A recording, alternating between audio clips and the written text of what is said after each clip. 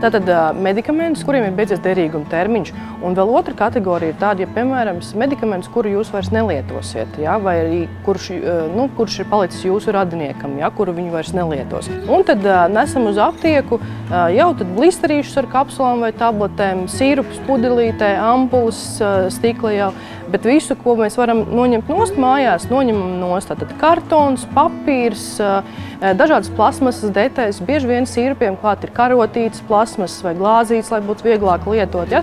Tā kā to droši varam mest sadzīves atkritumos, ja? Vai arī šķirojamajos konteineros, bet zāles tad tikai saliekam visu vienā maisiņā un pie farmaceita aptiekā varat nodot. Ir vēl viena tāda kategorija ierīcēm, ir termometri. Tātad vecā tīpa dzīvesudraba termometri vēl joprojām atrodas daudziem cilvēkiem mājās.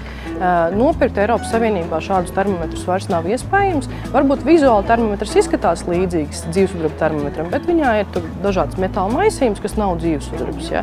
Un, ja šāds termometrs sabojājās, arī tas ir ļoti bīstams tāds, dzīvesudrabs vispār ļoti bīstama viela, un arī šādus termometrus, kurus varbūt negribat vairs lietot, viņš nav bojāts, bet negribat vairāk, lai viņš ir jūsu mājās, vai arī tiešām vēlaties utilizēt kaut kur ieplīsušu termometru, ir specifisks veids, tātad stikla burciņa, neliels daudzums ūdens, ieliekat iekšā termometru, uzskrojat metāla vāciņu un nesat uz aptieku. Un šādā veidā mēs arī pieņemam utilizācijai dzīvesudraba termometrus. Mēs savācam no klientiem šos te utilizējumos medikamentus. Sakrājam lielāku daudzumu un tad mēs nododam jau kompānijai, kura nodarbojās ar šo te medikamentu pareizu utilizāciju, pareizu iznīcināšanu. Ja? Tātad kaut kāds noteikti apjoms, varbūt kamēr pilna kaste, tikmēr mēs aptiekā viņus paturam, uzglabājam, pēc tam, kad kaste ir pilna, nododam viņu utilizācijai. Es domāju, ka visi no skolas laikiem atcerās ķīmijas stundas, ja, un visādas dažādas eksperimentus. Tā mēs varam iztēloties, kā tas varētu notikt dabā, ja mēs viņus izmestu, piemēram, mežā vai iemestu ūdenī. Ja. Tad tur notiek dažādas ķīmiskas reakcijas, un tie ir tādas bioloģiski ļoti aktīvas vielas. Un mūsu attīrīšanas iekārtās arī ir daudz baktērijas, un, piemēram, ja mēs tur ielaistu antibiotikas, tad tās baktērijas arī aiziet bojā. Varam tā tēlaini iedomāties, ka visas tās vielas kaut kādā veidā reaģē ar apkārtējo vidi, un tie efekti nevienmēr ir ļoti labi un pozitīvi. Tā kā, zāles un dažādas citas ķīmiski aktīvas vielas, bīstami atkritumi, kurus dabā izmest vienkārši tāpat nedrīkst. Viņus var atrast kāda cita persona vai, piemēram, dzīvnieki vai bērni. Vēl īpaši īstenībā vienmēr ir doma par bērniem, ja viņi kaut kur būs nomesti, nomētāti. Ja.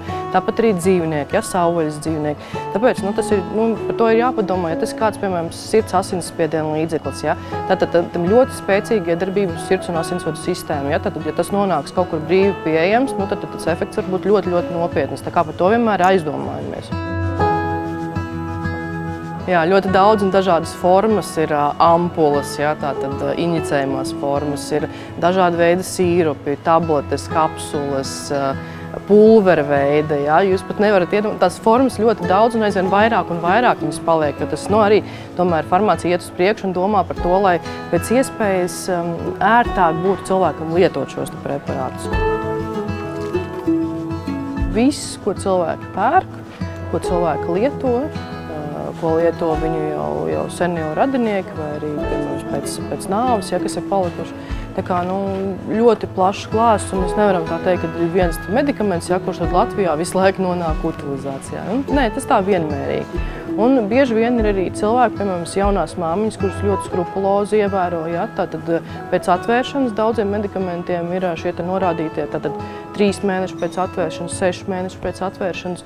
Un tad arī viņas tiešām ļoti rūpīgi arī un pareizi tas ir ievēro šo derīguma termiņu atvērtajiem medikamentiem. Ar katru gadu ir aizvien vairāk un vairāk cilvēki, kuri gan uzdod jautājumus, kā pareizi darīt, vai prasa aptiekā, vai jūs pieņemat. Ja? Tādi jautājumi skan aizvien vairāk. Ja? Tātad, jo salīdzinām, piemēram, 5–10 gadus atpakaļ, ja? Bija ļoti maz, mums bija diezgan daudz par to jāstāsta. Tad šobrīd jau cilvēki paši izrāda interesi. Ja? Bet, es teiktu, ar katru gadu aizvien vairāk. Tad, līdzīgi kā jebkurā jautājumā, kas saistīts ar atkritumu šķirošanu Latvijā.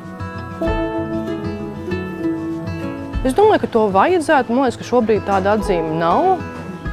bet nevaru tā 100% apgalvot. Ja, protams, ir atzīmes par to, ka ir jāizlasa zāļu lietošanas instrukcija. Un, protams, ka mēs sabiedrībai vairāk norādam tieši uz to, kas ir vairāk jāievēro tieši zāļu lietošanas laikā. Ja? Un tad tas periods, kad zāles mēs nelietojam vai viņas mums ir jāutilizē, viņš paliek tāds, varbūt otrajā plānā. Bet, protams, kad būtu ļoti arī vēlams, kad būtu šāda atzīme, kad nevajadzētu medikamentus izmest sadzīves atkritumos, ja, bīstam kādreiz vai, piemēram, mājās, ja, kanalizācijā nolaiž, ja, tad to nedrīkstētu darīt, ja, tad ir jāievēro pareiza utilizācija, un aptiekas Latvijā ļoti daudz pieņem medikamentus utilizācijā. Katram mums tuvumā ir kāda aptieka, kā jūs droši varat piezvanīt pa telefonu, pajautāt, vai viņi to dara.